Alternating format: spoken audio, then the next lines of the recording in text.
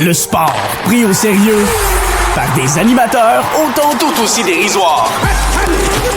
Avec Emilio Constanza. I'm a fun guy. Félix Forget. As there's a drive in a deep left field by Castellanos, it will be a home run. Et Pierre-Olivier Poulain. This man was a bona fide scrub. He can't play. La triple menace.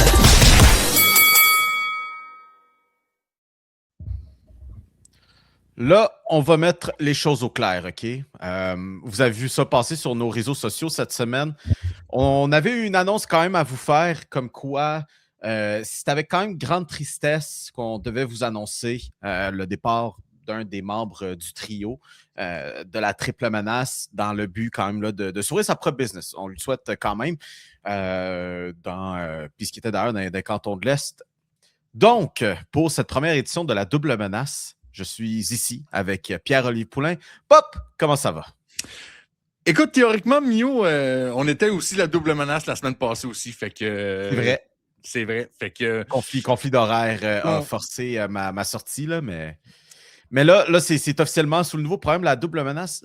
Tellement bien sans Félix, par contre. Ah, écoute, le niveau d'âge mental de ce podcast-là vient de quadrupler en ce moment. C'est vrai. Puis le nombre aussi de bobbleheads non ouverts aussi, par contre, vient de considérablement baisser parce qu'il n'est pas là. C'est triste. Mais qu'est-ce que tu veux? On souhaite bonne chance à Félix avec son entreprise de poissons en Estrie. Comme dirait un célèbre philosophe dans South Park, Do you like gay fish? Attends, fuck. Ben non, attends un peu, je me rappelle plus. Well, you must be... Ok, je m'en rappelle plus. Anyways, il est là, mais juste avant qu'on le sac à la porte pour de vrai, on va l'avoir avec nous. Là. Félix, qu'est-ce que tu fais ça? Ah, mais sérieusement insupportable comme intro. Ça, là, je comprends comment tu t'es senti la semaine passée quand tu as réécouté le show, puis on a dit à quel point on était bien sans toi. Mais la différence, c'est que moi, j'étais là pour vrai en direct. Je vous entendais dire vos conneries, bande de fatigants. Fait que non, écoute, pour le moment, on est encore la triple menace. Mince. Jusqu'à temps qu'on se tente de Mio puis qu'on le sac dehors parce qu'on va être vraiment allé lui. Puis la semaine passée, maudit qu'on était bien. Mais là, on est enfin de retour, les trois, pour une période indéterminée jusqu'à temps qu'on se tente de Mio puis qu'on se dessus. Ou jusqu'à ce que Pop soit écœuré de lui-même puis il s'en aille. Aussi. Ça pourrait être une raison legit. Honnêtement, là, je pense que ça pourrait vraiment arriver. All right. Hey, monsieur, comme on se retrouve les trois à discuter, quand même une grosse semaine quand même, je veux dire.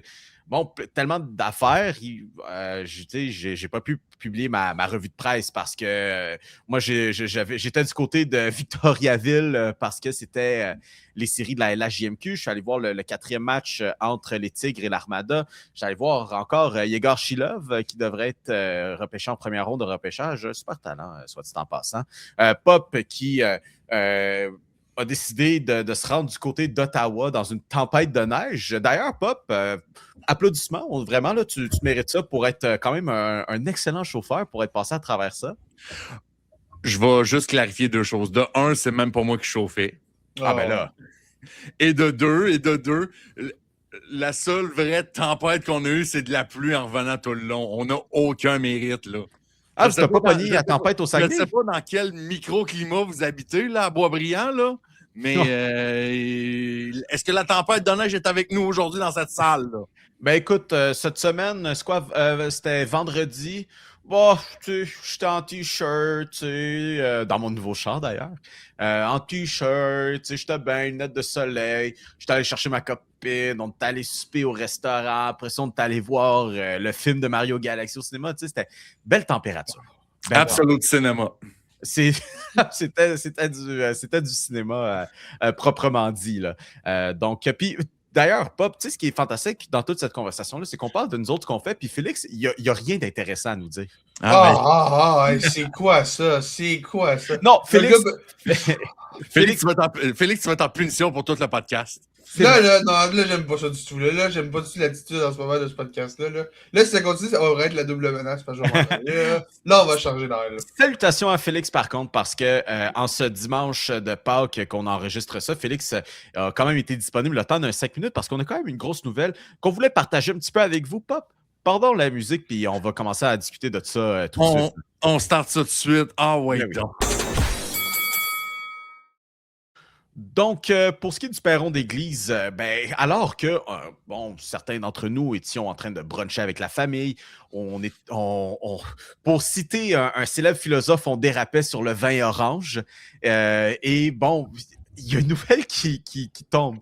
Je vous dirai pas où est-ce que j'étais quand j'étais là, mais tu sais, c'est un des seuls moments où je pouvais être sur mon téléphone. J'étais à la toilette. Et puis là, je vois Félix qui envoie un message. « Ah, je m'en occupe de Roy. » Joshua Roy? Comme le joueur des Canadiens. Pop qui répond. Non. Patrick Roy. Patrick Roy, c'est quoi? Les nominations genre Jack Adams sont déjà sorties? Non. Lui s'est fait sortir, par contre. Retournement de situation spectaculaire. Ben oui. Et puis là, on vous a posé la question ce matin. Que penses-tu du congédiement de Patrick Roy chez les Highlanders? Alors, on va vous lire. Et après ça, on va ajouter un petit peu la viande autour de l'os avec ça. Écoute, on va commencer par la plus drôle. Jean-Benoît qui nous dit c'est super mérité après avoir contesté le but à Zachary Bolduc. Je suis sûr que vous vous en rappelez tous à la maison, ce qui aurait été finalement là, un but pour Zachary Bolduc après, je pense que c'était 31 matchs.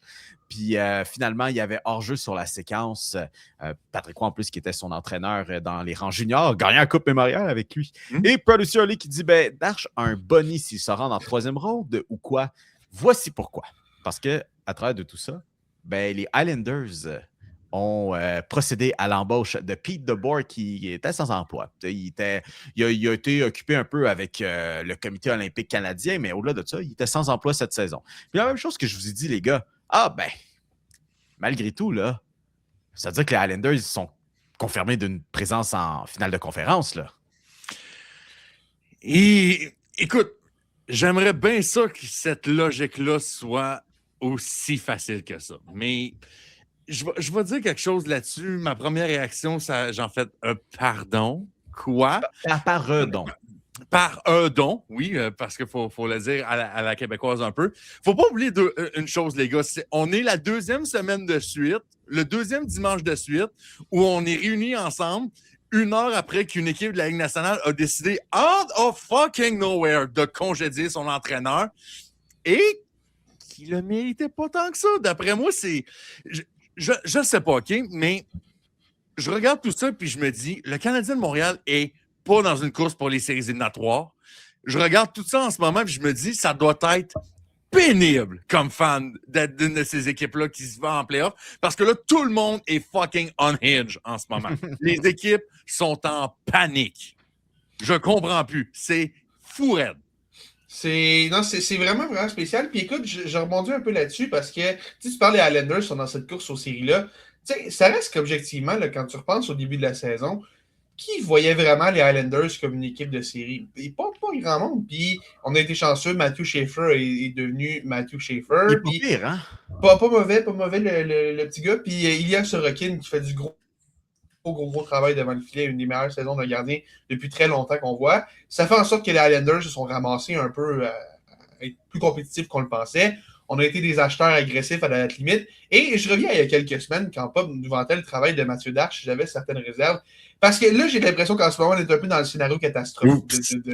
On est un peu dans le scénario catastrophe de cette date limite-là. On a été super agressifs, on a payé pour Braden Chen, puis en ce moment, on réalise que peut-être qu'on joue un petit peu au-dessus de nos têtes chez les Highlanders, puis c'est peut-être pas tant le moment d'être hyper agressif en termes d'acheteurs, finalement. Et, écoute, moi, je trouve que c'est pas sans rappeler, là, une équipe qui a un gardien qui joue au-dessus de sa tête, puis un joueur un peu générationnel à la défense qui est en train de rendre le club compétitif. Là.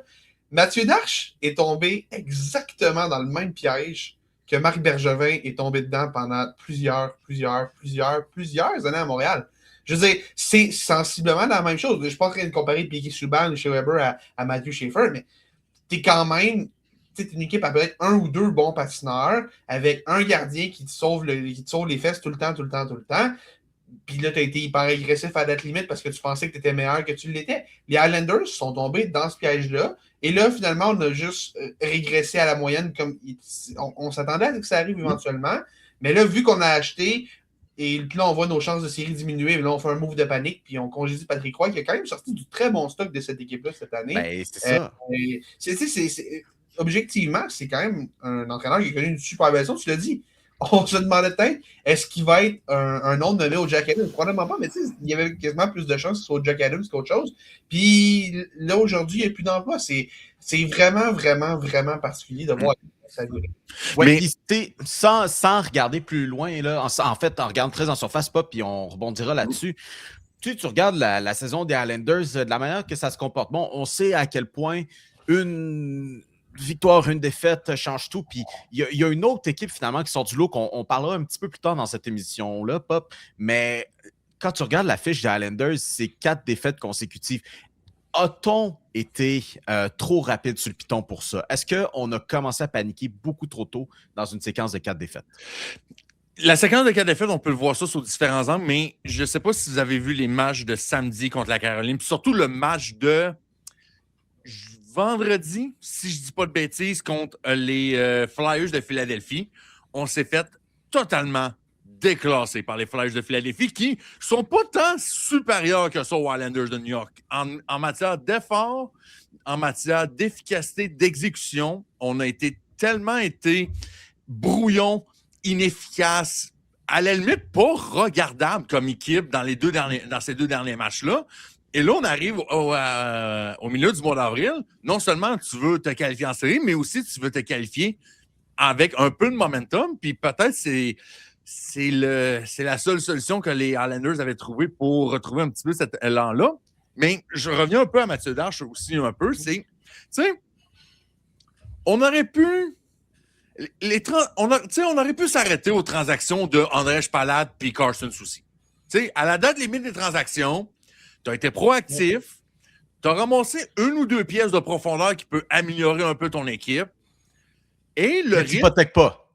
Hein? Puis t'hypothèques pas, là. Mais non, c'est ça, t'hypothèques rien, là. Puis le risque que ça revire de bord puis que ça te fasse mal regarder, il n'était pas énorme, là. Le facteur de risque était vraiment faible. Là, par exemple, quand tu as décidé d'aller chercher Brandon Shen des Blues de Saint-Louis contre Jonathan Drouin et un choix de première ronde, même malgré le fait que ce soit le pic du Colorado, là, tu te peintures dans un coin. Là, il y avait des attentes et là, on avait comme le désir de gagner immédiatement du côté des Islanders. Puis, ça me rappelle un peu le débat justement de cette date limite des transactions-là de est-ce que Montréal aurait dû s'avancer? Est-ce que Montréal a bien fait de ne pas s'avancer? Puis, je dis pas que les Islanders auraient été meilleurs s'ils n'avaient rien fait. Mais je veux juste rappeler aux gens que parfois, pour certaines équipes, dans certaines situations, ne rien faire est une bonne chose. Ce qui est vraiment frustrant dans ce genre de situation-là, c'est pas que ton équipe ne s'améliore pas, c'est que tu n'as pas le rush de dopamine que tu as dans ta tête quand tu vois ton directeur général faire une méga transaction à date limite. Puis quand tu compares les deux aussi, il y a un autre point qui est extrêmement intéressant à noter, là. Le Canadien qui n'a rien fait était la plus jeune et devenue la 2e plus jeune équipe de la LNH quand les Blackhawks sont chez Nick Foligno. Les Islanders sont la 4e plus vieille équipe de toute la Ligue. Ça, c'est une énorme différence aussi. Dans une année où est-ce que tu te dis, gars, on a eu Schaefer, on a été un peu chanceux, c'est enfin notre année de prendre un petit peu de recul pour essayer de regarder la pupiline d'espoir. Les Islanders n'ont rien qui s'en vient là. En fait, il y a les 2 gars qu'on a eu dans l'échange de Dobson et c'est pas mal tout. C'est Keishan Aitchison et Victor Eklund. Tout le reste, c'est pas mal déjà arrivé avec Callum Ritchie et il y en a un autre, Schaefer qui est déjà arrivé, il y en a un autre dont le nom m'échappe. Cole Eiserman qui est dans la Ligue américaine en ce moment, mais qui s'en vient éventuellement. Bref, il n'y a vraiment pas grand-chose qui s'en vient pour les Islanders en termes d'espoir. C'est enfin une année pour prendre ce pas de recul-là, essayer de commencer à libérer des vétérans. L'échange de Noah Dobson envoyait quand même un message que c'est peut-être l'année pour prendre un pas de recul. Puis là, finalement, on a réussi à se convaincre que ce Rockin allait nous amener jusqu'au bout.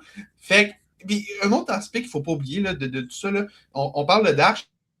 C'est pas lui qui avait engagé Patrick Roy, puis on se demandait est-ce qu'il va garder Patrick Roy, est-ce qu'il va vouloir ramener son entraîneur. Peut-être qu'il a tout simplement vu Pete DeBoer être là, puis il a fait bagarre. Moi, c'est lui je veux que ce soit mon homme, puis je veux pas prendre le risque qu'une équipe me court-circuite puis le prenne avant moi.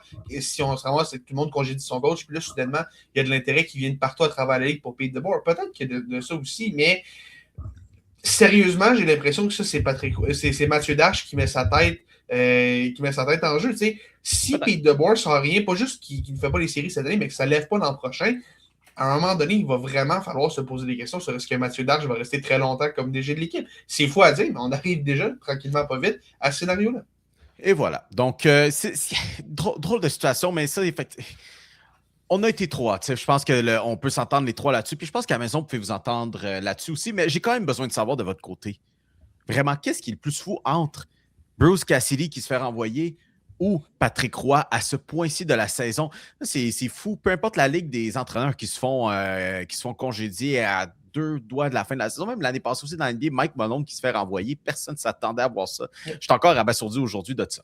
Bref, donc, vous pouvez aller voir ça. Notre groupe Facebook, Super Fan des Tigers de Guangdong. Vous pouvez interagir avec nous. Puis, justement, une petite conversation là-dessus, bien peinard. Mais là, c'est... Écoutez, les gars, là, un dimanche après-midi, du moment que ça sorte, on devrait avoir une confirmation que le Canadien est en séries éliminatoires. Dans tous les cas, vous avez vu le match contre les Devils de samedi soir. On va dire que ce n'est qu'une question de décimales qui ne sont pas encore en séries éliminatoires. Mais bref, avec une défaite éventuelle des Red Wings, peut-être cet après-midi contre le Wild, au moment qu'on enregistre ça, c'est 3-1 en deuxième période pour le Wild, ce qui confirmerait la place du Canadien. Mais vous savez quoi, les gars? Je pense qu'on va sauter. On va y aller dans l'émotion. Et avec la récente séquence victorieuse des Canadiens, je pense qu'on peut arriver à la discussion que cette équipe, peut-être que finalement, n'est pas juste une équipe qui aspirait aux séries éliminatoires, mais ça peut être une équipe qui peut aspirer à sortir de la conférence de l'Est. C'est très simple. On a vu la récente séquence de victoire, mais ce qui est très important, c'est contre qui c'est arrivé. On n'était pas trop sûr, Canadiens, contre le Lightning, qu'est-ce que ça allait donner. Hein? Le méchant Lightning, là, en plus, on les avait vus jouer contre cet automne. Ça a été un massacre. Bon, peut-être un mulligan. Là, peut-être les Sabres encore, que c'est un peu brouillon. Mais on se posait la question contre les méchants Hurricanes, comme à chaque année, l'une des équipes favorites dans l'Est pour en sortir. Les Canadiens ont pris le dos de la main, puis ils ont complètement ignoré ce que les Hurricanes avaient à offrir, peu importe le nombre de premiers buts qui se font allouer. Donc, bien slap du revers de la main. Donc, tu sais, on voit cette récente séquence de victoire. Tu sais, en soi, du moment que ça arrive, on s'en fout. Ben, c'est important que c'est la fin de l'année, mais contre qui ces victoires arrivent là, juste à l'approche des séries éliminatoires? Les gars, êtes-vous du même avis? Au-delà du contre qui, là, moi, tu dis ce que je retiens le plus, c'est comment. Cette équipe-là, pendant une bonne partie de l'année, a gagné des matchs 6-5 parce qu'on n'arrêtait rien, fait qu'on a fait de bagasse pas grave. On veut juste comme marquer 257 buts par match, puis on va gagner. Là, on gagne des matchs. Non, t'as oublié un détail. On gagne des matchs 6-5 parce qu'on n'arrête pas de quoi, puis on manque 1 ou 2 buts dans les 3 dernières minutes de la game pour aller en overtime. Aussi. Cette équipe-là avait le flair du dramatique. Mais là, maintenant, cette équipe-là gagne des matchs 3-1, 4-1. Et hier, c'était 4-3 en prolongation, qui était quand même un gros festival offensif, 4-3 pour cette équipe-là récemment. Là. Avant le match d'hier, cette équipe-là avait accordé 11 buts en 7 matchs. Avant, 11 buts, là, c'était 2 matchs pour les Canadiens. 11 buts accordés, c'était 2 matchs. Là, c'était une séquence de 7 matchs. On est rendu à 14 buts en 8 matchs. Cette équipe-là a appris à jouer défensivement, puis ça tombe au moment où est-ce qu'Alexandre Carrier est pas là, un des piliers de cette défense-là, qui, tu sais, oui, a joué quand même les 5 premiers matchs de cette séquence-là, il faut quand même être honnête et tout, mais au moment où est-ce qu'on perd un pilier, le jeu défensif tient quand même le coup. Tu sais, Mike Matheson, Noah Dobson, Lane Hudson, Kaden Goulet, ces 4-là jouent de l'immense hockey. Hey. Jalen Strobel aussi. Puis Félix, je peux-tu rajouter un point aussi? Vas-y. Lane Hudson, c'est aussi dans les moments où sa production offensive en matière de points n'est plus exactement où ce qu'elle est en début de saison, mais ça ne change pas que son moteur est différent de ce qu'on voit. Puis on le voit adopter plus un jeu à la Matheson, je trouve. Il est pogné à jouer à droite, puis je pense que ça y a pris une période d'adaptation pour juste apprendre à bien jouer à droite. Mais là, je pense que c'est ça. Je pense qu'il a décidé, gars, oui, l'offensive, je sais qu'à tout moment, je suis capable de juste faire tant pis, je vais marquer 3 points, mais là, mon équipe a besoin que... On n'a pas vraiment d'aide à droite, surtout avec Carrier qui est blessé. Mon équipe a besoin d'un gars qui est capable de jouer de la défense à droite, fait que je vais m'arranger pour être capable de jouer de la défense à droite. Puis, écoute, c'est pas parfait, c'est pas Jacob Slavin, mais ça fait la job. Puis pendant une bonne partie de l'année, tu ne fais jamais te dire ça fait la job. Là maintenant, ça fait la job. C'est pas idéal, mais éventuellement, l'objectif, c'est quand même de le ramener à gauche. Mais en attendant, dans l'optique où David Reinbacher n'est visiblement pas assez près au goût de l'organisation, où on veut tout simplement pas le ramener, l'amener dans un contexte où les matchs sont aussi importants, peut-être que de ça aussi, ça fait c'est un beau petit plaster qu'on met en attendant. Mais en ce moment, il y a effectivement matière à être extrêmement rassuré parce que cette équipe-là fait non seulement parce qu'on bat des grosses équipes, mais on le fait de la bonne façon, de manière à ce qu'on un style de jeu qui va être plus facile à reproduire en série que des matchs qui finissent 7-6 puis 8-7 puis qu'on marque 250 buts en troisième période. Ça, c'est pas réaliste. Puis je pense que c'est sous-estimé quand même de la manière, comme tu le dis, non pas seulement juste de oui, tu sais, d'être clutch, c'est important, Ouais. mais d'être capable de non seulement.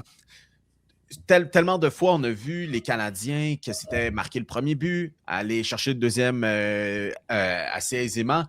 Le gros talk of the town, c'était la deuxième période. Maintenant, Pop, la deuxième période pour les Canadiens, c'est synonyme de, comment on pourrait dire, de garder le pied sa pédale et de continuer à taper sur l'adversaire, qui que ce soit. Là. Puis en fait, puis même la deuxième période, c'est pas juste de servir de garder la pédale au plancher. La deuxième période a servi de tremplin pour le Canadien de Montréal parce que le match contre les Hurricanes, c'était probablement une des plus mauvaises premières périodes que j'ai vu le Canadien jouer depuis. Lui à domicile?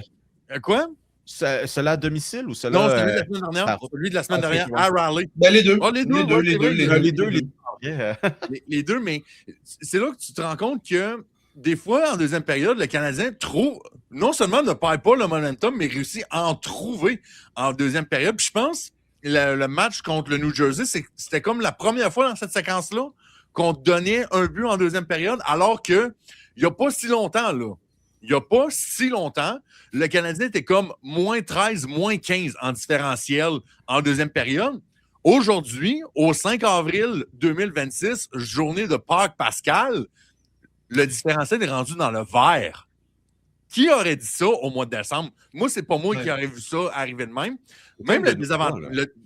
La deuxième période, on s'est amélioré. Le désavantage numérique connaît des très bons moments. On dirait que tous les red flags du Canadien qu'il y avait depuis quelques mois, il y a quelque chose qui fait en sorte que tout clique et que ça ne devient pas des red flags. Puis ça prouve à quel point aussi, comme la question que se posait Mio, est-ce que le Canadien n'est pas juste une équipe qui est prête à aller en série ou qui est prête à gagner un championnat?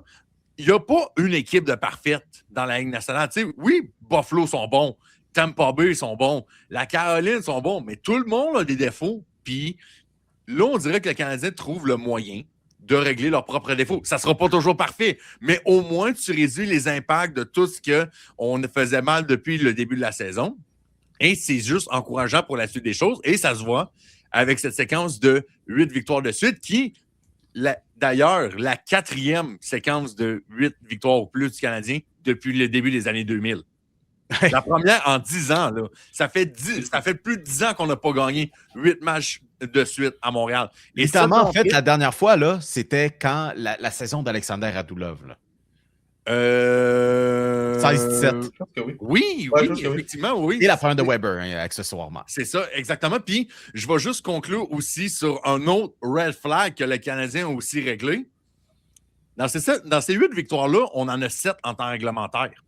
Ça non plus, c'était pas quelque chose qu'on espérait voir à Montréal, qu'on gagnait souvent, avec des 3 contre 3, des fois même ici par là avec des tirs de barrage. Puis tu pouvais te dire, t'as pas ça en série. Là, on commence à gagner à la régulière, de plus en plus. Et c'est ça. Je pense qu'il n'y a aucune raison de se dire que le Canadien ne peut pas gagner la Coupe Stanley.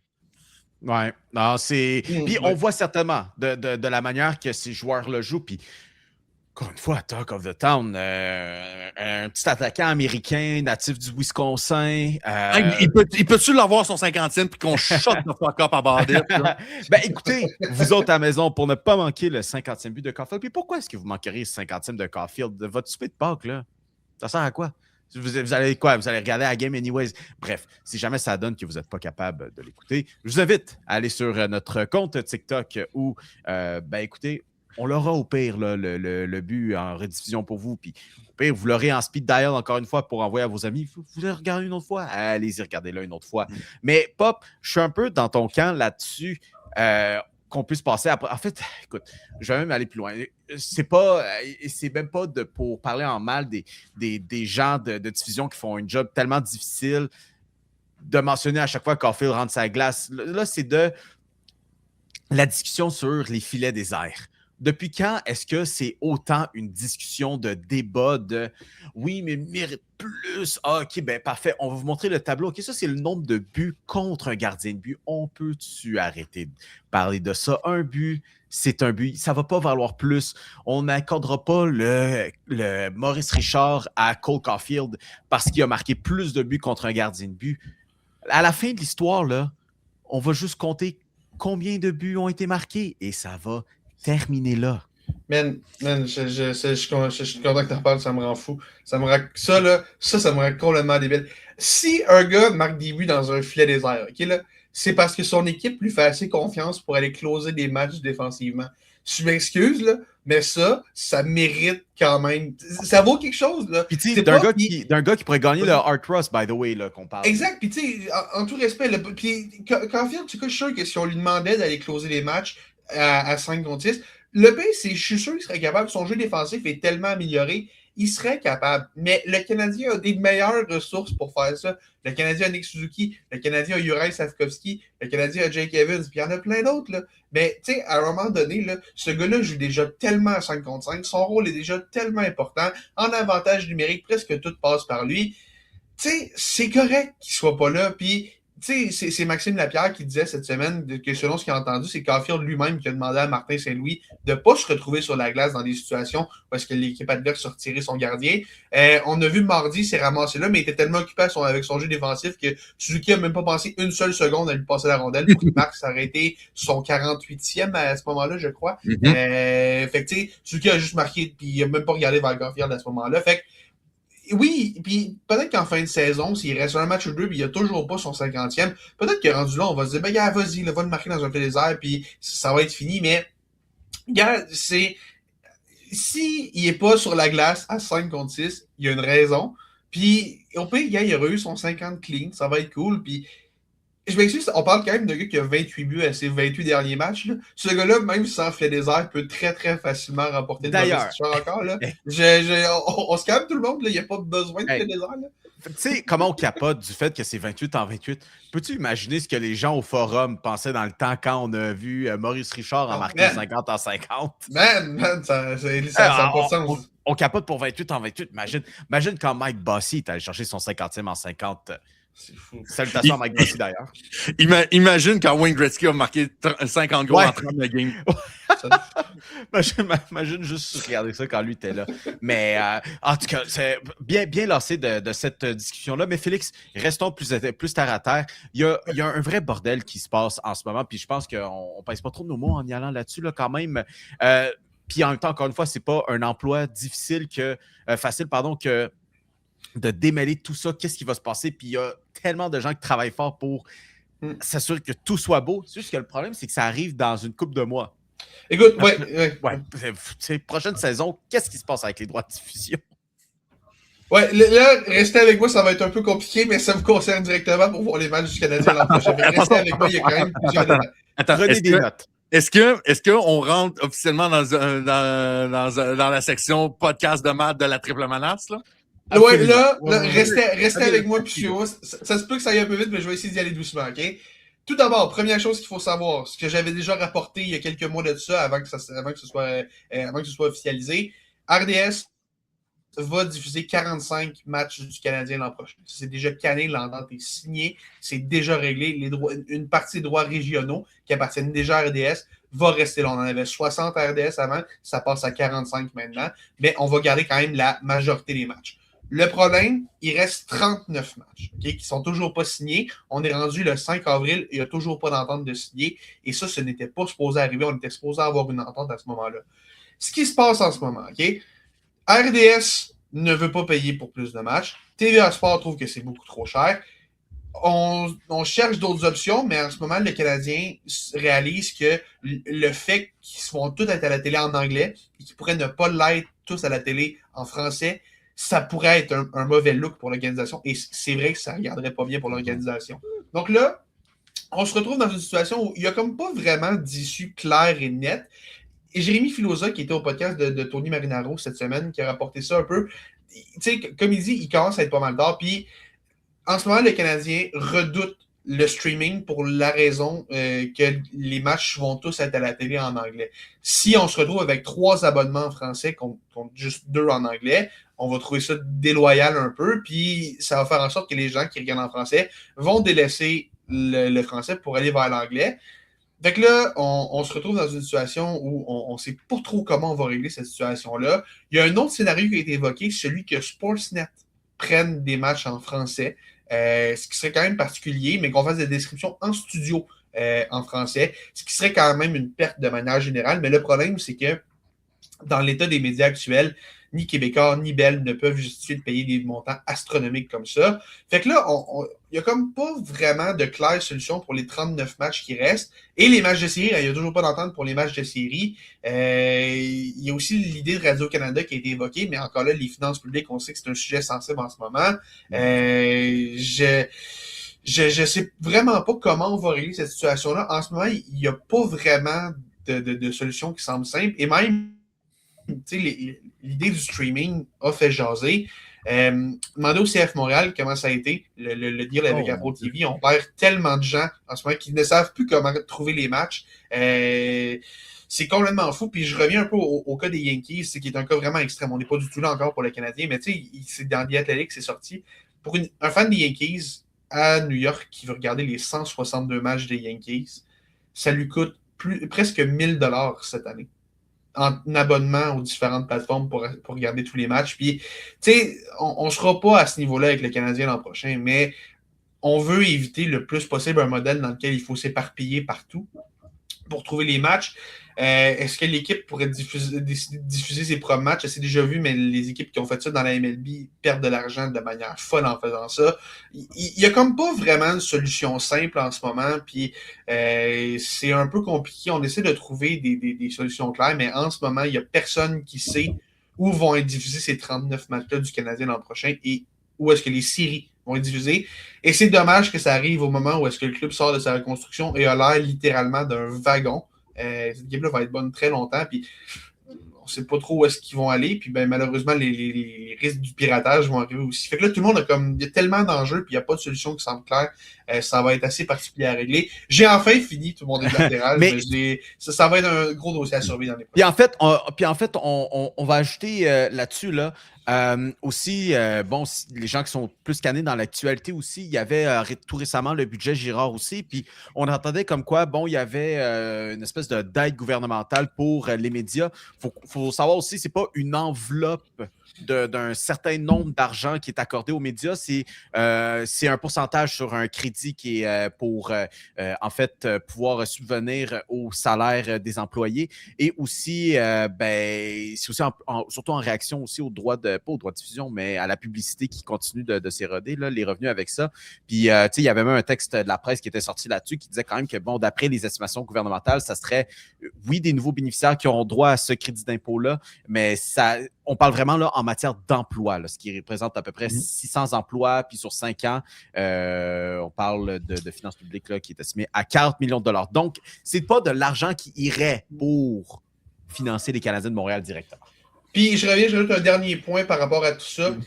L'idée de voir des matchs qui ne sont tout simplement pas disponibles en français, ça, on peut oublier ça. La LNH a vraiment incité, a été clair sur le fait que tous les matchs du Canadien vont être disponibles en français. La manière que ça va être fait, on ne le sait pas. Puis en ce moment, il y a pas l'air d'avoir des solutions. Fait que la LNH a promis quelque chose, puis on ne sait pas trop comment ça va arriver. Est-ce que la LNH va éponger une partie des coûts pour que ça se fasse? C'est peut-être une autre possibilité. Peut-être que le Canadien va payer une partie, que la LNH va en payer une partie, ce qui n'est pas idéal, considérant que les revenus télé, c'est une des énormes sources de revenus. Puis écoute, déjà que les équipes canadiennes payent en américain, puis les rentrées d'argent sont en canadien, probablement qu'on ne veut pas se tirer dans le pied comme ça. Mais il y a des gros enjeux en ce moment pour la division des matchs. C'est le bordel. C'est le fun, hein? Je sais pas pourquoi, j'ai l'impression d'entendre parler un peu de l'histoire des expos quand tu dis que la Ligue éponge des coûts pour une équipe montréalaise. Ça on n'est pas rendu là encore, mais peut-être. Ou peut-être que le prix va baisser tout simplement. Ouais. À la seule différence, c'est que le Canadien est probablement la plus grosse vache à lait de la Ligue nationale de hockey. Exact. Ils peuvent pas. De Toronto, alors que les expos, c'est un peu différent. Exact. Ils peuvent pas. Bref, je ne vais pas avancer cette conversation-là. Terminons ce qu'on a. OK, Pop. On parlait que tu étais à Ottawa, justement. Hey, tu as eu en plus le grand bonheur que de voir les sénateurs au Centre Bell 2, soit dit en passant. En passant, oui. Contre le Wild du Minnesota. En plus, comment c'était de voir Quinn Hughes? C'est-tu la première fois que tu allé voir Quinn Hughes en personne? C'est la première fois que je voyais Quinn Hughes en vrai. Et je vais vous dire, OK, là, on le voit à la télé. Je suis sûr que vous deux puis ceux qui nous écoutent ont déjà eu le constat là-dessus. Voir un joueur être gracieux puis d'avoir l'air autant facile à la télé, c'est une chose. Le voir en vrai est une toute autre catégorie. Pour vrai, voir Quinn Hughes jouer comme il joue à tous les soirs, de le voir de ses propres yeux, à la vraie vitesse puis à la vraie... au vrai degré d'habileté, c'était merveilleux à voir aller. Bro a ressenti son aura. Actuellement, puis pour situer un peu, moi j'étais derrière le filet des sénateurs comme 10e rangée derrière le filet des sénateurs 2 fois. Fait que je voyais Quinn Hughes un peu plus loin sur l'alignement de départ pour les hymnes nationaux, puis j'étais comme... Il y a aussi une autre affaire aussi que j'ai appris. Même des fois, les gars sur la glace sont soit vraiment plus gros ou vraiment plus petits que tu y penses. Là. Moi, je regardais Quinn Hughes, j'en fait, qu'est-ce, man, ce gars-là, il est genre 5 pieds 10, gros maximum. Là. Même avec ses patins, là. J'étais comme, ce gars-là, il est fait comme un frêle de chat. Et dans tout l'autre extrême du spectre, t'avais Michael McCarron pour le Wild du Minnesota. J'étais genre, man, ce gars-là est un tank! Il est tellement gros quand tu le vois en vrai. J'étais comme, oh my God. Légende du Canadien, soit dit en passant. Hein. Légende du Canadien de Montréal, là, Michael McCarron. Mais ceci étant dit, c'est ça un peu que je voulais revenir un peu là-dessus parce que samedi, c'était une drôle de journée dans la Ligue nationale de hockey. T'sais, on est dans les derniers samedis de la saison. Le Canadien joue. Par-ci, par-là, c'est bien correct. Nous autres, on avait la game d'une heure de l'après-midi à Ottawa contre le Wild du Minnesota. Je vais juste vous faire la nomenclature des équipes qui ont perdu. Et à la régulière, OK? Des équipes de l'Est qui ont perdu samedi. Buffalo a perdu à la régulière. Les Islanders ont perdu à la régulière. Les Blue Jackets de Columbus ont perdu à la régulière. Les Bruins de Boston ont perdu à la régulière. Les Sénateurs, évidemment. Les Red Wings de Détroit. Je ne sais pas si vous avez vu le thème autour de tout ça, mais Ottawa, qui d'ailleurs a offert une performance assez moribonde. Là, je vais pas te cacher que si vous avez vu le match de samedi après-midi contre le Wild du Minnesota, le voir en vrai, j'étais comme, cette équipe-là n'a aucune affaire à aller en séries éliminatoires. Tout le monde a perdu tous les adversaires directs des Sénateurs, les Red Wings et tout ça, ont tous perdu à la régulière dans une course complètement folle où que personne ne semble vouloir se délaisser. Là, tout le monde a décidé de, sais-tu quoi, on va tous perdre en même temps. On va juste pace the thing up, puis je rends crédit aux scripteurs de la Ligue nationale pour la journée de samedi. Absolument gros W. Surtout avec le Canadien qui gagne en tir de barrage après avoir laissé une avance de 0-3. C'est quoi ça? C'est quoi ça? Et une prolongation qui a failli se terminer en désastre. Jacob Debèche qui est dans le coin en train de protéger la rondelle comme si c'était Prime Joel Armia. C'est quoi ça? Puis l'autre fois, devant le filet après, là. En tout cas, bref. Mais c'est ça. Moi, je l'écoutais à la radio, moi, quand j'étais sur le chemin du retour d'Ottawa, je l'écoutais à la radio. Fait j'ai vu comme les images un petit peu plus tard, j'étais comme, c'est quoi ça? Puis, mais honnêtement, si Ottawa réussit à faire les séries, ils peuvent remercier le ciel. Retenez cette date du 4 avril 2026 pour ces équipes-là. Tout le monde a perdu à la régulière et n'a aucun point là-dessus. Et d'où ça arrive aussi dans le contexte où Ottawa est encore dans un millionième histoire de drama à l'extérieur de la patinoire. Pour vrai, honnêtement, si j'avais un vote, je voterais peut-être pas nécessairement pour lui, mais au fond de moi, j'aurais envie que le monde, je rooterais pour lui, pour le Jack Adams. Mais Travis Green, pour avoir navigué à travers tout ça, comme un chef, honnêtement, là, même la dernière controverse avec Brady Tkachuk, le podcast et tout ça, honnêtement, ça a été mené d'une main de maître. Et ce gars-là, malgré le fait qu'il y a plusieurs controverses, le lendemain, sais-tu quoi? On bat Buffalo 4-1. Je dis pas qu'il va peut-être gagner le Jack Adams, mais je le backerais. Mettons, je voudrais sortir un argument pour qu'il y ait quelques votes. Écoute, tu parles de Jack Adams. Je peux te faire une petite parenthèse là-dessus qui t'a donc? mais que tu m'as donné un peu envie. Quand est-ce qu'on va parler de Martin Saint-Louis pour le Jack Adams? Quand est-ce que ça va se faire? Parce que moi, là, depuis des mois, là, les noms que j'entends, là, c'est John Cooper, Lindy Ruff, c'est Joel Kenville aussi. Là, Patrick Roy! John Cooper. Un pat. Ouais. Mais tu sais, les deux noms que j'entends, c'est Lindy Ruff et John Cooper. OK? Puis, à juste titre, là, John Cooper l'a jamais gagné, ça n'a aucun sens. Il va falloir qu'il en gagne un jour. Lindy Ruff a réussi à amener les Sabres de Buffalo en série. Miracle. Tu sais, oui, c'est deux excellents candidats. OK? Martin Saint-Louis a la deuxième plus jeune équipe de la Ligue, qui a longtemps été la plus jeune équipe de la Ligue. Et en ce moment, là, il est à 2 points du sommet de l'Atlantique. Et en ce moment, il est devant les Sabres de Buffalo. Et il est à 2 points du Lightning. Le Lightning, c'est l'équipe de John Cooper. Les Sabres, c'est l'équipe de Lindy Ruff. Si Martin Saint-Louis gagne cette division-là, là, veux-tu bien me dire qui a un meilleur que lui qui a amené la deuxième plus jeune équipe de la Ligue au premier rang de l'Atlantique et possiblement au premier rang de l'Est, ça, c'est encore possible, même si c'est quand même un peu plus irréaliste, considérant que les Hurricanes ont une fin de saison assez facile, puis quand même 4 points en 6 matchs, c'est quand même du stock à rattraper. Là. Mais quand est-ce qu'on va enfin commencer à se dire que Martin Saint-Louis va gagner, a des sérieuses chances de gagner ce titre-là? C'est s'il gagne l'Atlantique, là, puis qu'il n'est pas dans les finalistes, mais que je vois John Cooper ou Lindy Ruff, c'est ridicule. C'est absolument ridicule. Je comprends pas pourquoi il serait pas là. Est-ce que j'ai besoin de sortir un peu? Je ne comprends pas pourquoi on ne parle pas de ce gars-là. Mais dans le cas de Lindy Ruff, pour avoir réussi le turnaround qu'ils ont fait, ils pourraient finir derrière Montréal, je serais à l'aise. Moi, personnellement, là, mon choix coup de cœur un peu, Dan Muse à Pittsburgh. Mais ça, j'ai déjà vanté Mathieu Darche il y a 2-3 semaines, puis là, son coach vient de se faire congédier. J'ai plus envie trop de m'avancer là-dessus, mais j'ai un petit coup de cœur aussi pour Dan Muse du côté de Pittsburgh là-dessus. Mais c'est vrai, Félix, c'est vrai qu'on ne l'a jamais entendu. Puis pourtant, Martin Saint-Louis a été finaliste l'an dernier, là, tu sais. Oui, je comprends pas, même. Ce gars-là va faire quasiment a des bonnes chances de faire. Non, mais je m'en dis 110, ça va être un peu. Mais tu sais, il va faire au moins 105, à moins d'une catastrophe. Là. Il va faire au moins 105 points avec, je répète, ce qui a longtemps été la plus jeune équipe de la Ligue et qui est rendue la deuxième plus jeune équipe de toute la LNH. C'est incroyable. Puis, tu sais, devant John Cooper, je veux bien croire que John Cooper n'a jamais gagné. Là. Tout le monde s'attend à ce que le Lightning soit absolument dominant cette année. Puis, tu sais, on s'attend à ce que peut-être que le Canadien soit un peu meilleur que les Sabres. Mais tu sais, les Sabres n'étaient pas très loin dans cette projection-là aussi. Là. Fait que moi, j'ai de la misère à ce que fait qu'on n'a jamais, ne serait-ce qu'entendu le nom de Saint-Louis dans ces discussions-là, justement. Dans tous les cas, pour citer un célèbre philosophe, on ne s'attendait pas à voir le Canadien et les Sabres arriver de la manière dont ils sont arrivés. Non, ça, il fallait pas s'entendre. All right, les boys, du côté du baseball, c'est le début de la saison. D'ailleurs, comment va votre saison de baseball? Êtes-vous content que c'est de retour? Ah, oui. Mio, est-ce qu'on peut skipper jusqu'au mois de septembre, s'il vous plaît? Ouais, moi, je ne vais pas bien. Je vais lancer tout de suite. Je ne vais pas bien. Mon équipe n'est pas regardable en ce moment. Ça ne va pas bien.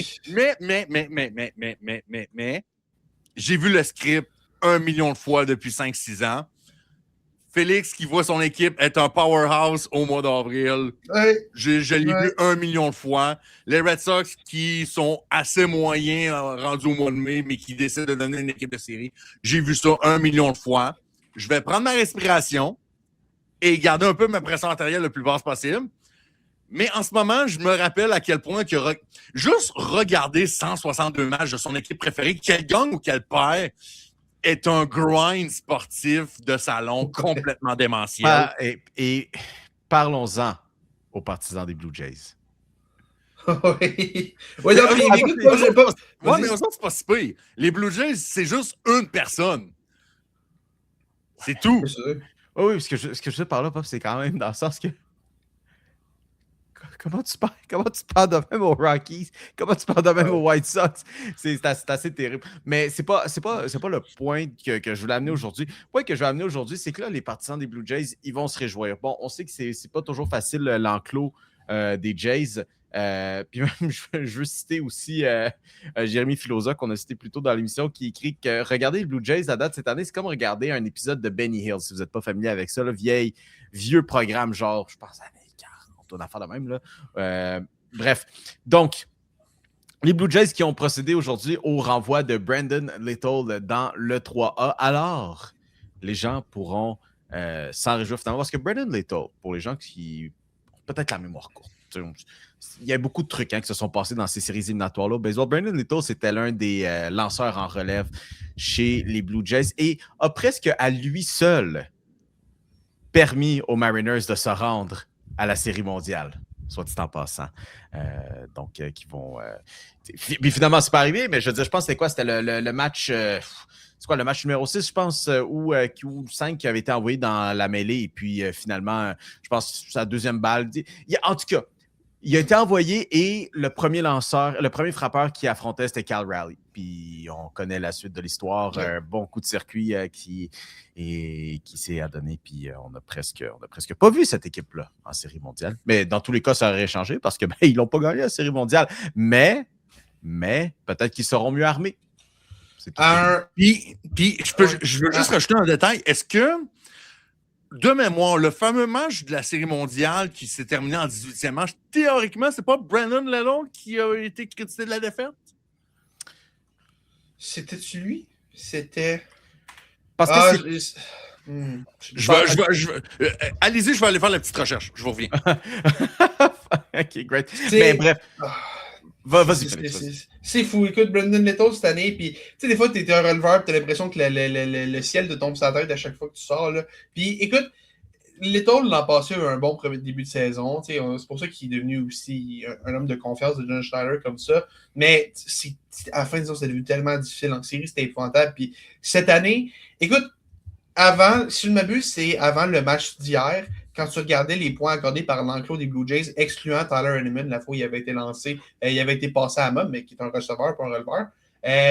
L'enclos des Blue Jays avait accordé 16 points et Little était responsable de 13 d'entre eux. À un moment donné, il y a bien des limites à ce que tu peux endurer. Là. Fait que, écoute, je comprends comme on a essayé de faire confiance, de permettre de se relancer. Puis, ça reste un lanceur gauchiste qui est extrêmement rare, mais ça me fait plus durer. Ça me fait juste plus durer. Je pense que dès que tu le voyais arriver, l'entièreté de l'équipe perdait confiance. L'entièreté des fans, en tout cas, perdait confiance. L'entièreté de la base de partisans. Fait que je pense qu'il fallait que ça se fasse. Moi, c'est dommage. C'était mon Blue Jays préféré parce qu'à chaque fois qu'il arrivait, c'était pas une bonne affaire pour l'équipe. Puis ça rendait service au Yankees chaque fois que je le voyais arriver. Mais écoute, on va lui souhaiter quand même qu'il puisse essayer de se replacer un peu dans le 3 parce que c'est quand même triste de voir un releveur perd confiance comme ça. Là, on va lui souhaiter que ça se replace pour lui dans le 3 pour les prochaines semaines. Je vous confirme, c'était Brandon Little qui était le lanceur en 18e manche contre les Dodgers. Qui était comme un peu la dernière solution ressource parce que on peut y attribuer la défaite dans les statistiques, mais les Blue Jays n'avaient pas touché à la balle depuis 7-8 manches. Là, fait qu'on on peut pas mettre la faute là-dessus. C'était fou ce match-là. Ah, man, c'est incroyable. Cette finale était folle. Aussi. Le match numéro 7 était totalement fou aussi. C'était des bons moments. C'était des bons moments. All right, parlons-en. On parle du lancer, du jeu défensif. Mais Félix, on a-tu déjà... J'ai-tu bien lu les notes? Est-ce que j'ai bien lu comme quoi on a l'une des meilleures, c'est même la meilleure performance défensive de l'histoire avec Joe Adell? Joe Adell, oui, avec les joues au champ droit pour les Angels. Écoute, hier, les Angels contre les Mariners, justement, ont gagné un match 1-0, OK? Ce qui est belle performance des lanceurs et tout, puis tu sais, clairement, on a limité les Mariners à aucun point, OK? Le problème que le score de ce match-là ne te dit pas et que la feuille statistique ne te dira pas non plus, c'est que Joe Adell, OK, dans ce match-là, a volé non pas 1, non pas 2, mais 3 circuits grâce à des jeux défensifs. Il y a 3 balles qui ont été frappées qui auraient été des circuits que Joe Adell a ramené dans le stade, dont une, la dernière en 9e manche. Ça, c'était absolument incroyable. Il s'est ramassé... pour ceux qui n'ont jamais vu l'Angel Stadium, là, les 2 premières, il y a comme un gros tableau, fait qu'il y avait comme de la place pour l'attraper. Il a juste sauté, il était comme sur le tableau, il a pu l'attraper. Mais tout au bout à droite, au champ extérieur, la clôture est tout petite. Elle, vraiment, là, elle est minuscule. Fait que dès que tu frappes juste un petit peu au-dessus de ça, ça sort hyper facilement. Les 2 premières, Adell a pu les attraper parce qu'il y avait le tableau en arrière de lui. La 3e a été frappée à cet endroit-là où il y avait la toute petite clôture. Okay? Adell s'est ramassé a attrapé la balle complètement en dehors, passer la clôture. Il était complètement sorti. Il a attrapé la balle. Il a fini entre deux chaises de partisans. Puis il a fini par l'attraper. Puis il y a comme un petit espace. Donc ça a donné une photo extrêmement cool de... Tu vois le stade, puis tu vois la toute petite clôture en avant. Puis tu as Joe Adele debout, comme si c'était un fan avec la balle dans ses mains, qui était une des photos vraiment les plus cool que j'ai vues depuis très longtemps. Écoute, dans un match où tu gagnes 1-0 puis tu as un gars qui te vole 3 circuits, là, c'est un peu l'équivalent de gagner un match de football 3-0, mais tu as un gars qui a bloqué 3 placements pour l'autre équipe. C'est à peu près l'équivalent de ça. Je pense que c'est le plus proche que je peux trouver. Absolument incroyable ce que Joe Adele a fait. Puis voler 3 circuits en un match, moi, je me souviens pas d'avoir déjà. Ben, je comprends que tu t'en souviennes pas de la dernière fois que tu as vu ça parce que c'est jamais arrivé. Voilà. C'est jamais arrivé. Moi, j'ai envie de dire que c'est la meilleure performance défensive de l'histoire. Tu peux penser ça, puis c'est bien correct, mais moi, je regarde ça, puis je suis comme... C'est tellement dur de quantifier l'apport match par match. Là. Mettons, en saison, on commence à le faire un petit peu plus là, dans le baseball majeur, puis ça, c'est bien correct comme ça, mais de match en match, de mesurer l'apport défensif dans un match en tant que tel, c'est dur à quantifier un peu. Donc, je trouve que c'est peut-être un raccourci facile de dire ça, mais en même temps, on n'a pas les outils pour calculer ça en même temps. Donc, pourquoi pas dire que Joe Adele, qui d'ailleurs n'est pas reconnu pour ses prouesses défensives dans le champ. Exact. C'est là que je m'en allais. Ce gars-là, c'est n'importe quoi. C'est comme si le gars n'est pas bon défensivement. Le plus gros problème de ce gars-là qui fait en sorte qu'on a de la misère à y trouver des présences au bâton des fois, puis ça a pris du temps avant qu'il se développe. Ce gars-là n'est pas bon défensivement, puis il a volé 3 circuits. C'est hilarant que ce gars... Tu sais, c'est comme si Jalen Trouble marquait un but, le genou à terre là, samedi soir, puis ah non, ça c'est arrivé pour vrai. Mais c'est comme si un gars qui est pas du tout reconnu pour ça, qui est reconnu pour étant de la faiblesse de son jeu, l'a fait 3 fois dans le match. Mettons Nikita Kucherov à lui seul empêche genre 5 goals de son équipe dans une game de 3-0.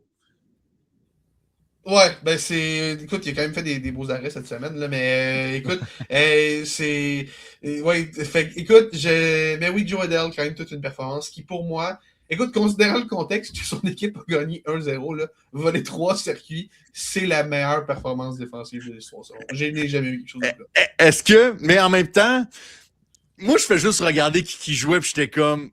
Les Angels, man. Encore une... Les Angels ont tout le temps une game bizarre de même à chaque année. Mais par contre, à leur crédit, ils sont du bon bord de l'histoire cette fois-là. Ouais, ben on va leur donner. Écoute, les Angels, il y en a tout le temps, mais ça battra quand même jamais le match. C'était 100 points de coup sûr, je crois, de Reed Detmers il y a quelques années, que en 9e manche, c'était contre... Ah là, j'ai un blanc sur l'équipe contre qui c'était. J'ai envie de dire les A's, mais je ne suis pas certain de ça. Qu'en 9e manche, les Angels traversaient tellement l'autre équipe. Anthony Rendon s'est amené au bâton. Il jouait à ce moment-là, il n'était pas blessé. Anthony Rendon s'est amené au bâton en tant que frappeur gaucher. Il était droitier toute sa carrière. Sa seule présence au bâton en tant que gaucher en carrière, il l'a sacré l'autre bord en 9e manche. Ce match-là, je sais, je l'avais écouté, là, absolument ridicule que t'as un match sans point de couture, l'autre clown décide de venir frapper gaucher, puis elle sac l'autre bord. Absolument. Cette équipe-là n'est pas sérieuse, le moindrement. Et c'était contre les Rays en passant. Je viens d'aller voir. C'était contre les Rays. Oui, c'est Brett Phillips. C'est Brett Phillips qui lançait. D'ailleurs, un autre gars pas très sérieux tout le temps, là, Brett Phillips, c'est juste... Aucunement sérieux. Pop, j'en ai une dernière pour toi avant qu'on passe à autre chose. Toi, tu parles comme quoi, bon, cette saison, tu regardes un peu les Pirates de Pittsburgh, puis tu te dis que c'est un peu comme les Nationals des années 2010. Là, je vais être très clair. Est-ce qu'on parle Nationals pré-2019 ou est-ce qu'on parle Nationals 2019? Où est-ce qu'on se situe là? Non. On est au tout début des années 2010. Là. Ah! Je ne vais pas arriver ici et dire que les Pirates de Pittsburgh vont gagner un championnat.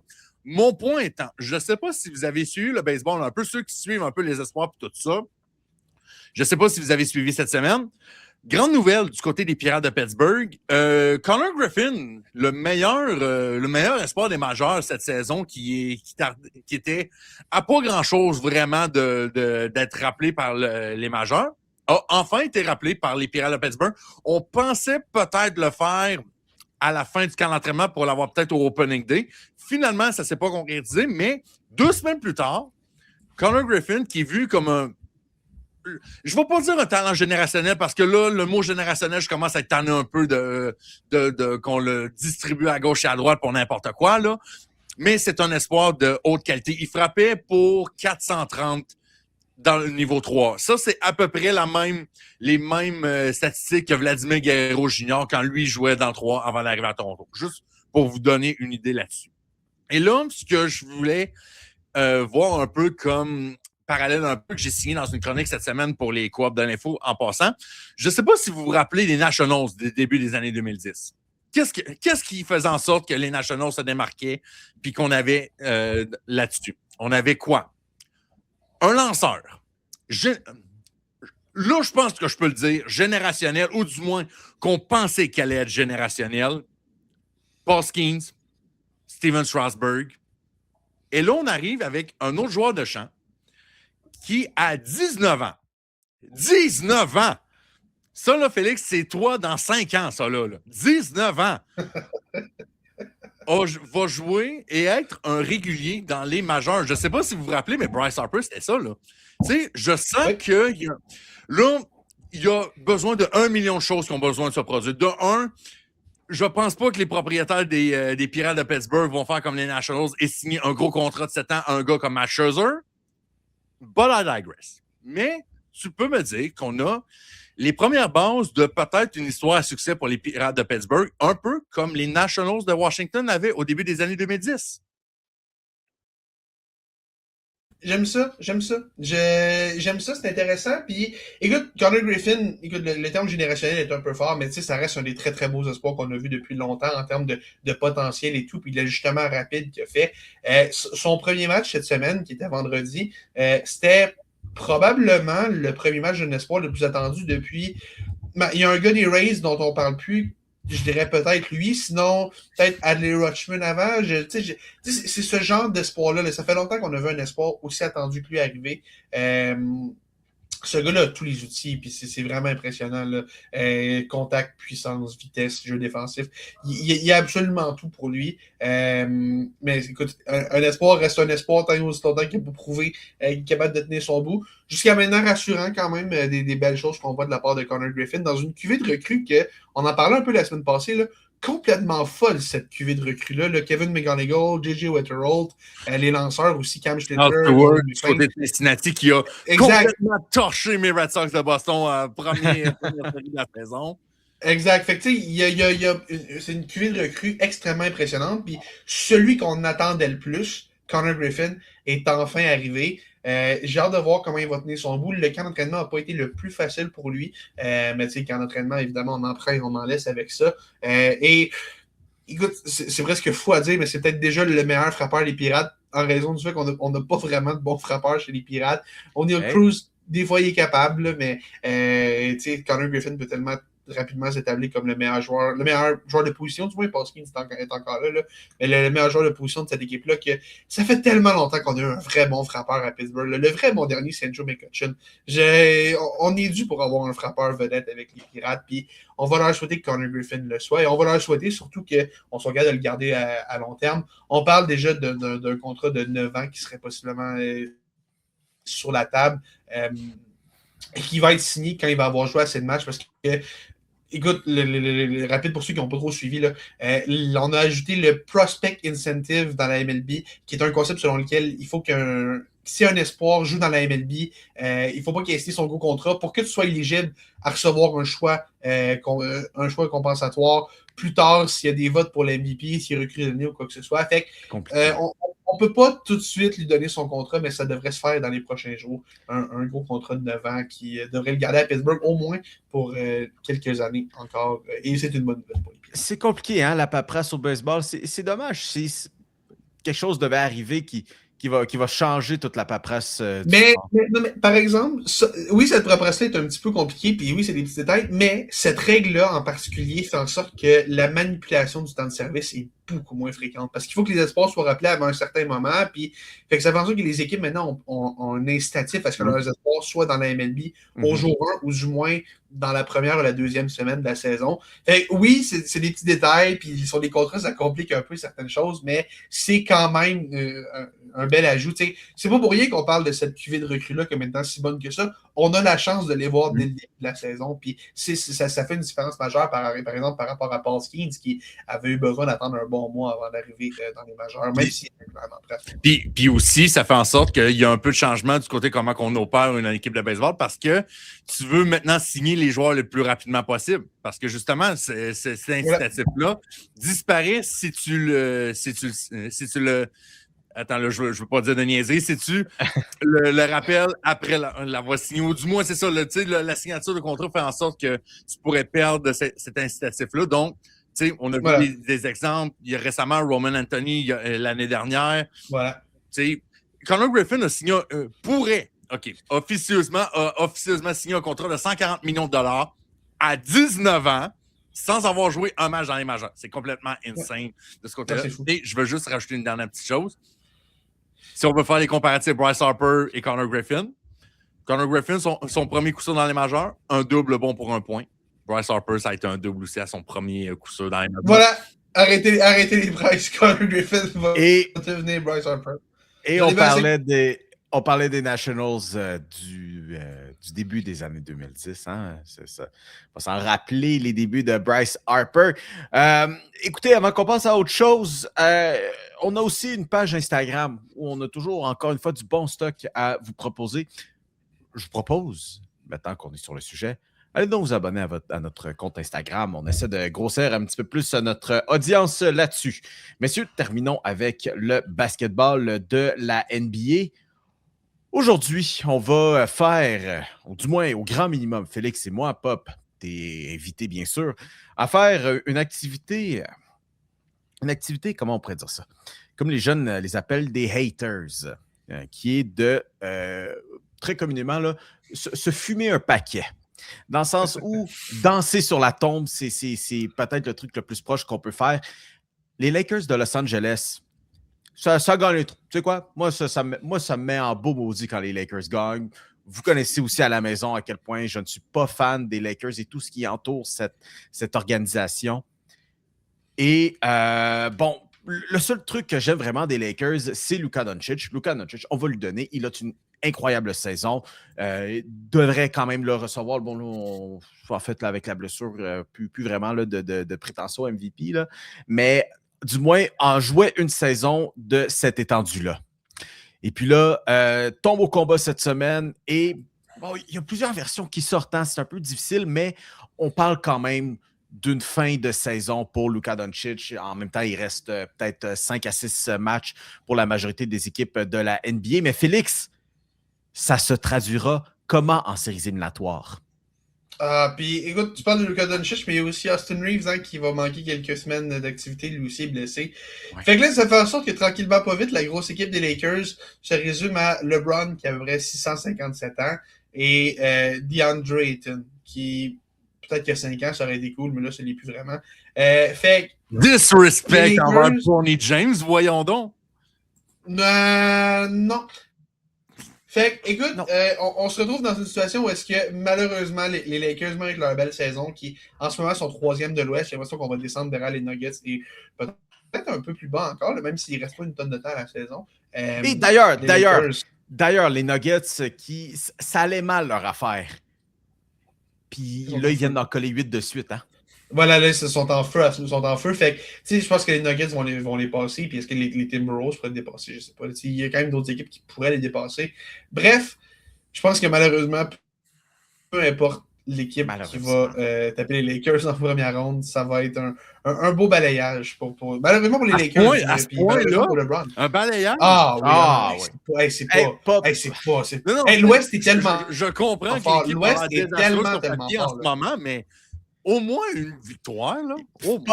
À 41 ans, on peut booker ça. Là. Il n'y aura pas une LeBron James game de 48 points avec. Il n'y aura pas une LeBron James game qui va en marquer 48 sur une efficacité de Dieu. Là. Il n'y en aura pas.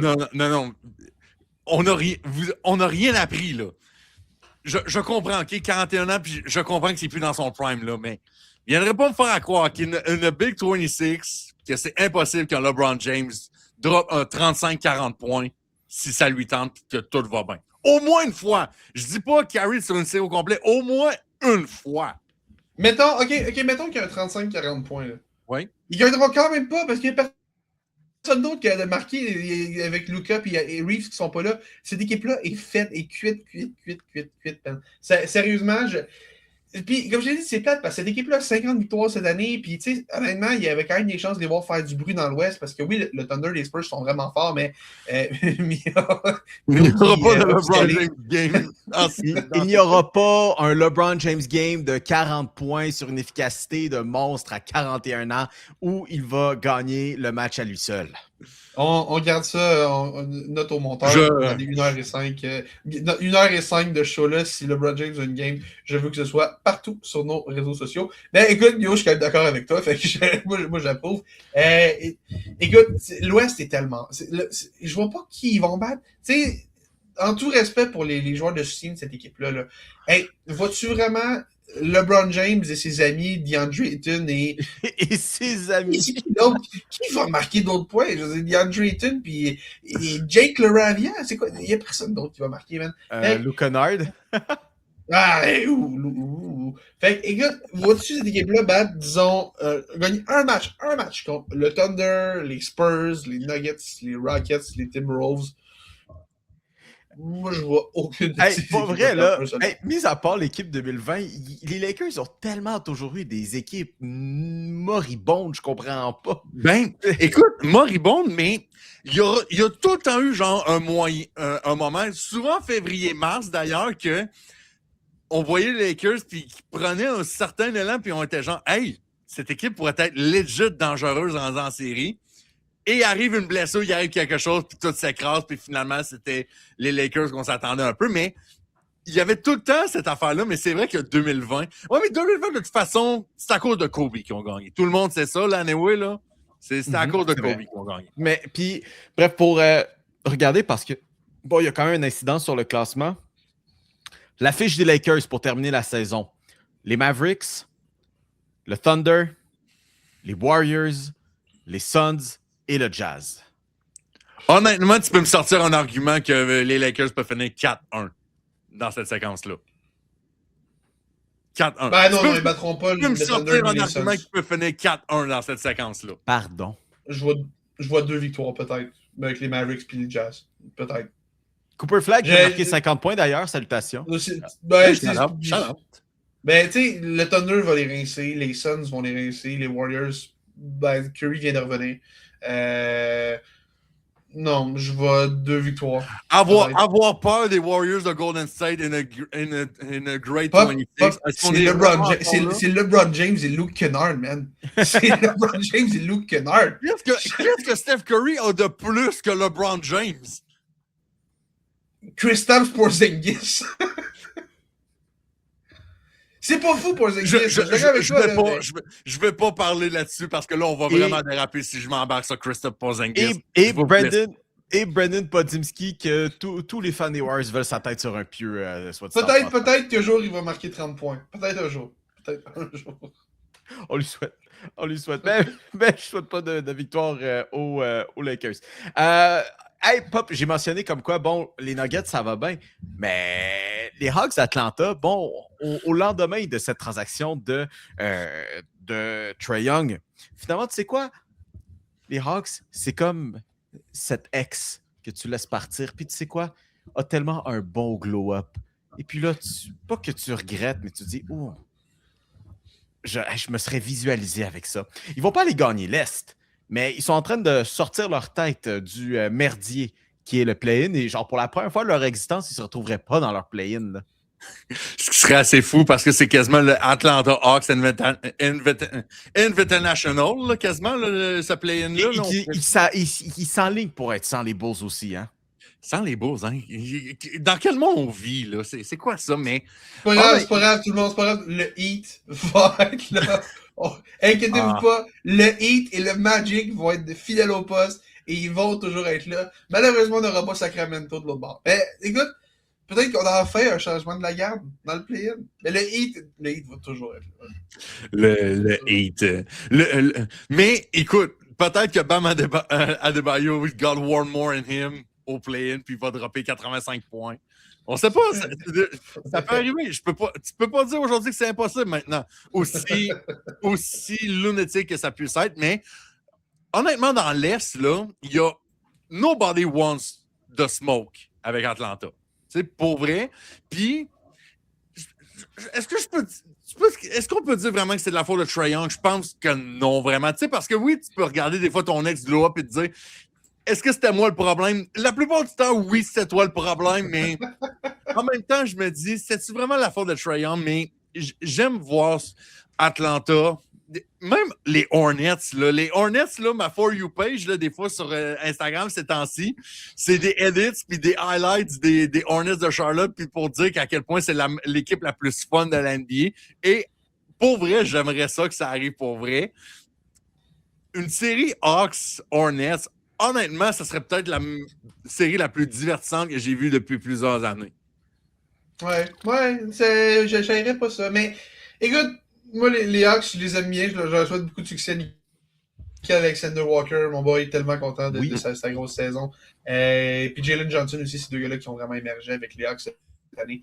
Je suis curieux de voir les Hawks cette année. Je suis vraiment, vraiment curieux de voir où est-ce qu'on va se rendre. Mais, tu sais, oui, on gagne pas mal, mais l'affaire, c'est que j'ai l'impression que l'Est a comme tellement un top 4 qui est fort. Tu sais, Détroit, Boston, puis New York. À la limite, je peux voir un monde dans lequel les Hawks se battent contre les Cavs. Je pense que c'est le duel auquel on s'attend en première ronde. C'est un 4-5 avec les Cavaliers. Ça risque d'être un 4-5. Peut-être que les Hawks vont gagner ça. Je me demande juste à quel point on va être capable de se battre avec le top 3. Mais j'aimerais ça. Écoute, pour une fois, si on peut avoir un peu d'un petit changement au sommet de la hiérarchie dans l'Est, j'aimerais ça. Mais écoute, les Pistons sont quand même un peu de changement aussi. Là. Mais écoute, j'ai hâte de voir Atlanta. J'ai vraiment hâte de voir comment Atlanta va s'en sortir aussi. Pour vous donner une idée, là, ces deux équipes-là, on parle des Hawks puis des Cavaliers, ils se sont juste affrontés 2 fois cette saison, puis c'était en novembre. Alors, bien des choses ont changé pour les Hawks depuis. Ils vont s'affronter ce mercredi. Alors, très décisif. En fait, ils vont s'affronter mercredi et vendredi. Hey, mais ces équipes-là pourraient se rencontrer en séries éliminatoires.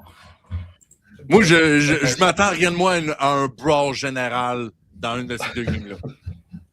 Ça manque d'Isaiah Stewart. Ça demande à ce que des points s'envoient en l'air. Et bon, finalement, pour terminer sur le basketball, Félix, t'as mentionné il n'y a pas longtemps, puis j'étais même pas là pour me défendre, j'étais pas là pour le défendre, mais t'as mentionné comme quoi... Mais ça, c'est de ta faute, c'est pas notre faute. À quel moment t'as décidé que c'était notre problème? Ouais. C'est le problème de Félix. Non. Ok, tant que c'est pas le mien, c'est correct. Ça peut être lui à Félix, mais tant que c'est pas le mien. Écoute, je peux faire ce compromis-là. Peut-être encore qui croit que Félix n'est plus sur le show, hein? le gars de mon bar dans le conflit, c'est Judas, man. Ah, ça m'implique pas. Ah ouais, vas-y, pas mon problème. C'est quoi ça, là?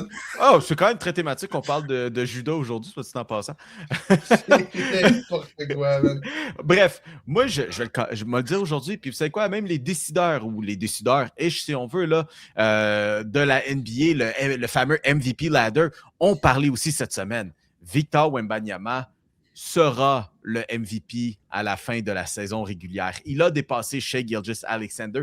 C'est incroyable ce que ce jeune homme fait avec les Spurs de San Antonio. Puis tu sais quoi, Félix? T'as donné un argument que tu ne pourras jamais enlever, que Victor Wembanyama joue du basketball éthique. Les gars, laisse-moi, j'ai une stat que je veux vérifier pendant qu'on parle de ça, là. Mais si je ne m'abuse, je crois que Victor Wembanyama, cette année, a joué moins de minutes que LeBron James, qui n'est pas éligible au salaire de fin de saison. Si je ne m'abuse. Justement, il joue sur des minutes restreintes. Je ne sortirai pas, là, prenez ça relax, là, je ne sortirai pas le par 30 minutes. Je déteste cette statistique. Je ne vous la sortirai pas aujourd'hui. Mais je vous la sors, par contre, ces statistiques pour le nombre de minutes qui jouent par match, puis c'est ridicule aussi. Il y a des, il y a des matchs qui vont jouer une quarantaine. Là. Je pense qu'il y en a joué une quarantaine contre Denver plus tôt cette semaine. Mais tu sais, des matchs qui en jouent 25, 28 minutes, où ce gars-là est une machine, autant offensive que défensive. Je dirais, oui, autant il joue un petit peu avec un avantage, c'est parce qu'il est plus grand que tout le monde. C'est pas mon fucking problème, c'est la nature du sport. Mais le gars qui est l'ancre à l'attaque et l'ancrage en défensive, le gars va gagner le prix de joueur défensif de l'année pour les 10 prochaines années qui s'en viennent. Puis, encore une fois, il est là dans les deux facettes du jeu. Et vous savez quoi? Son équipe gagne. Son équipe est deuxième. Son équipe, les gars, peut réellement faire face au Thunder de l'Oklahoma City dans ces séries éliminatoires-là. Dans le face-à-face, ces deux équipes-là, cette saison, les Spurs ont le dessus. Vous savez quoi? Parce que Chet Holmgren, il a réussi à trouver un autre blanc-bec qui fait 7 pieds 4, qui est aussi maigre que lui, qui est capable de le contenir défensivement. Puis de toute façon, tu veux sortir l'argument des minutes jouées, là, Félix? Le nombre de minutes, en fait, le nombre de fois que SGA n'a pas joué au 4e quart d'un match parce que le Thunder est en train de annihiler son adversaire, puis qu'il y avait, tu sais, tu peux pas me sortir que Shai Gilgeous-Alexander aussi, tu sais. Moi, je l'aime, le SGA. J'aimerais ça qu'il gagne un deuxième MVP de suite. Moi, j'aurais aucun problème, autant que j'aurais pas de problème avec Wemby là-dessus. Mais tu peux pas me sortir cet argument-là de minutes jouées parce que ce gars-là joue à peine les 4e quarts de ce match-là. Écoute, il joue pas les 4e quarts. Il a quand même joué 350 minutes de plus que Wemby cette année. Ouais. Mais Wemby a été blessé aussi. Tu sais, il y a un peu ce côté. Il a été blessé puis il a été 6e homme. Dans quel monde, ça, c'est un MVP? C'est quoi ça? Est-ce qu'on peut arrêter de me niaiser ici, là? Il va le gagner 7 fois de suite, peut-être, pendant sa carrière. Pas cette année. Non, mais c'est quoi ça? Quel genre? C'est du basket. Puis, tu sais quoi? Les décideurs ont décidé que c'est le joueur de la destinée. Oui, non, oui, il va l'être, mais pas tout de suite. Tu sais, l'année passée, on a comme donné un dernier joueur défensif à Rudy Gobert. C'est comme, gars, prends ton dernier, puis va-t'en, là. Débarrasse. Là, c'est MVP-là qu'on va donner à SGA. Là, va-t'en. Débarrasse. On s'en reparlera de ça. Plutôt que tard. Puis Félix, je veux juste te poser une question rapidement. Dans quel état d'esprit que tu es présentement quand tu te rends compte que Anthony Edwards ne gagnera jamais un MVP de sa vie? Il va être joueur défensif de l'année prochaine. En fait, c'était cette saison. C'était supposé être. C'était cette année. Là, c'est à cause de la règle. S'il n'y avait pas eu la règle de 65 matchs, il l'aurait. Peut-être. D'ailleurs, Wembanyama, s'il manque, il y a encore 2 matchs là, qui est encore good, parce que je pense qu'il est à 63 matchs cette saison. Les Spurs, il leur reste plus gros. En fait, toutes les je reviens sur une seule chose. Si jamais les Spurs réussissent miraculeusement à dépasser le Thunder au premier rang, là, mon opinion va changer. Mais le Thunder va finir premier. Le Thunder va finir premier. C'est un scénario hypothétique qui n'arrivera presque assurément pas, mais dans l'éventualité où ça se passe. Mais en même temps, voici l'horaire, encore une fois, des Spurs. Tu sais, les Spurs, il leur reste 4 matchs, eux autres. Là, hein? Il leur reste les 76ers. D'ailleurs, Paul George, man. Qui a comme résurgence, qui sort de je ne sais pas où, après une suspension de 30 matchs parce qu'il est assez drogue. Peut-être que Paul George est allé voir Wemby qui était genre « Hey, t'es moine chinois que t'es allé faire cet été. Peux-tu me donner leurs coordonnées, s'il vous plaît? » L'Internet a donné une 3e chanson thème à Paul George. Paul George est le premier joueur de l'histoire de la NBA sur les réseaux sociaux à avoir 3 chansons qui lui sont associées. Autant parce qu'il était smooth avec Erykah Badu, on lui a donné l'hymne national du joueur Washed c'est Charlie... De Gap Band? Ouais, exact. De Gap Band. De Gap Band? Ouais, exact. Puis là, on vient d'y en donner une 3e. Outstanding, c'est Outstanding. Oui, Outstanding. Puis là, on vient d'y en donner une 3e. Qu'est-ce qui se passe? Bref. C'est ça que j'avais à dire, Paul George. Bref, les Spurs qui terminent contre les 76ers, contre les Trailblazers, contre les Mavericks et contre les Nuggets. Écoute, mais puis l'affaire, c'est qu'il faut que le Thunder perde des matchs. Puis je vais voir la cédule, là, le Jazz d'aujourd'hui, puis les Lakers mardi. Je pense que ça va être réglé contre les Lakers mardi. Tu mets le Thunder contre n'importe qui, puis il gagne. Non, mais juste pour être clair, là, le dernier match en fait, ils se sont affrontés jeudi. Oui. Le Thunder a gagné 139-96. Austin Reeves jouait ce match-là. Fait que, sérieusement, mardi soir, à 10h30, vous faites vous coucher. Il y aura pas. Thunder va gagner. LeBron James avec un all-timer dans ce dernier affrontement, 13 points, emoji de feu. Puis après ça, on a Clippers, Nuggets, moins Suns, 37.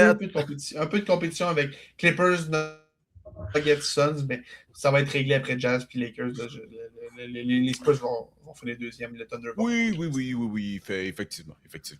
D'ailleurs, bon, juste avant qu'on passe à autre chose, on avait quand même là, quelques petits trucs à jaser. Notamment du groupe de la page Facebook, pardon. Vous êtes presque 1500 sur notre page Facebook. C'est incroyable. Continuez à aller vous abonner si ce n'est pas déjà fait. Puis, vous savez quoi? Ça fait chaud au cœur parce que ça fait en sorte que vous êtes tellement nombreux à participer au Perron d'église quand on a des questions sur les Canadiens. Puis, on vous voit vous battre dans les commentaires quand on fait juste mentionner le nom de Cole Caulfield et puis là, tout d'un coup, ça déchire leur chemise sur Facebook. Continuez de même, vous êtes hot. Notre joueur de la semaine qu'on avait pour vous, écoutez, on va parler d'un petit peu de football. Donc, équipe actuelle, les Raiders de Las Vegas, non pas d'Oakland.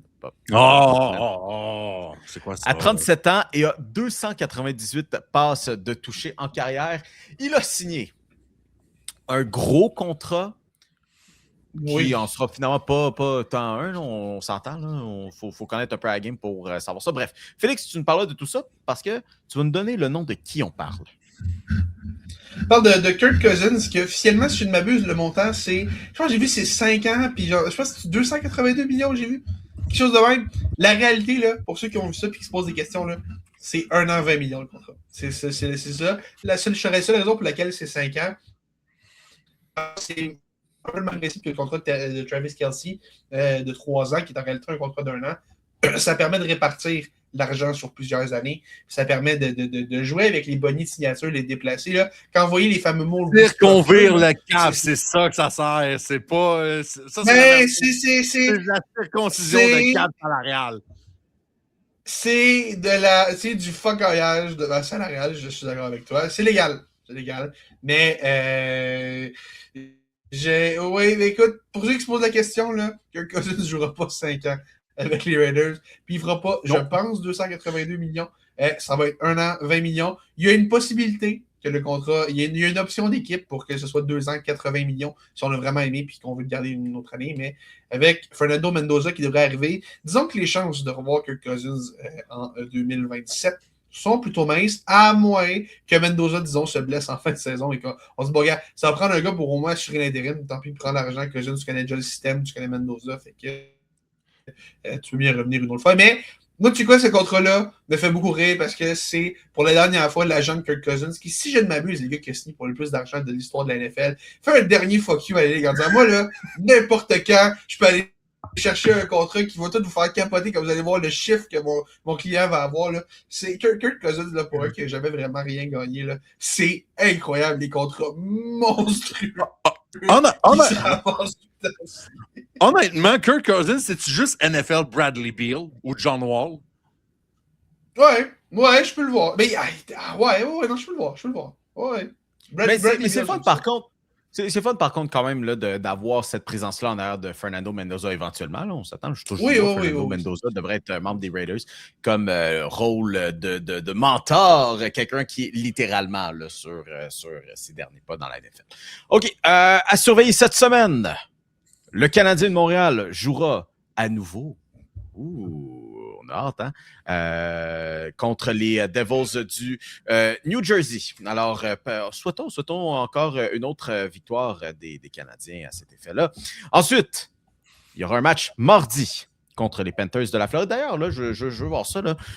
On jase depuis tantôt le match du Wild et des Red Wings. Ben, je suis à côté, c'est là que je m'en allais. Alors, écoute, le Wild n'est 4-1 après deux périodes. Sauf que là, les Red Wings sont en train de remonter. C'est rendu 4-3 ce match-là. Mais écoute, on rappelle encore une fois, arrêtez les prises, c'est 4-4. Arrête. Ah, Il vient de marquer à Écoute, l'instant même pour créer l'égalité. il faut quand même rappeler que même si les Red Wings gagnent, là, le Canadien se qualifie dès que Oui, Détroit oui. perd un match, dès que Ottawa perd un match ou dès que le Canadien fait un seul point. Fait que, écoute, à moins d'une surprise, là, si vous écoutez ce show-là lundi matin, là, le Canadien est très probablement déjà qualifié. Sinon, mardi, ça va être réglé. On aurait aimé ça vous le donner en première ici, mais c'est correct. Ah, ben oui, ben oui. Encore une fois, là, je veux dire, on s'attend à ce que ça se donne. Alors, match contre... Non, mais ce qu'on peut faire, là, pour les gens qui vont écouter ça plus tard, là, on peut déjà commencer à faire notre réaction de quand ils vont gagner, quand ils vont être qualifiés. C'est comme, ouais, let's go, c'est fait, bravo, on l'a eu. Wow. Voilà, quand vous l'écoutez, là, bravo, yes, le Canadien qualifié, tout le monde, on se voit en série. Hey, bref, on parlait des autres matchs importants contre le Lightning aussi jeudi, cette fois-ci au Centre Bell et pour terminer samedi prochain, encore une fois au Centre Bell contre les Blue Jackets de Columbus. Alors, surveillons ça, ça va être bien plaisant. Pour regarder un petit peu ailleurs, même chose, fin de la saison régulière qui s'en vient dans la NBA. On va pouvoir avoir un petit aperçu de qui se retrouvera en séries éliminatoires. Qui se retrouvera dans le merdier qui est le play-in. Surtout, on sait au moins que le Heat va être là. Donc, à suivre de ce côté-là. Mesdames et messieurs, félicitations, vous êtes rendus jusqu'à la fin de l'épisode. Si jamais ce n'est pas déjà fait, on vous invite à vous abonner, bien sûr, sur la plateforme d'écoute de votre choix, que ce soit, écoutez Spotify ou encore Apple Podcast. Vous pouvez juste mettre un beau petit commentaire si vous avez aimé l'émission. Puis vous savez quoi? C'est tout pour nous. On va s'en reparler cette semaine au Salon de Mio, revue de presse disponible jeudi matin. Mais sinon, on va juste donner rendez-vous la semaine prochaine à Triple Menace. Puis on parlera officiellement des Canadiens qui sont en séries éliminatoires avec la réaction, comme vous venez de voir. Anyways, bon restant de congé de 4 jours de Pâques. Profitez-en cette semaine. Les beaux jours arrivent. La belle température, là, littéralement, arrive. Alors, lol. à part au Saguenay, Cole Caulfield aura son 50e but, j'imagine, là, d'ici... Nick Suzuki, 100 points. Let's go. Ça va être la fun. Et voilà, on s'en jase. Et peut-être Martin Saint-Louis sera quelqu'un dans la conversation de Jack Adams. Peut-être. On verra. Anyways, bonne semaine tout le monde.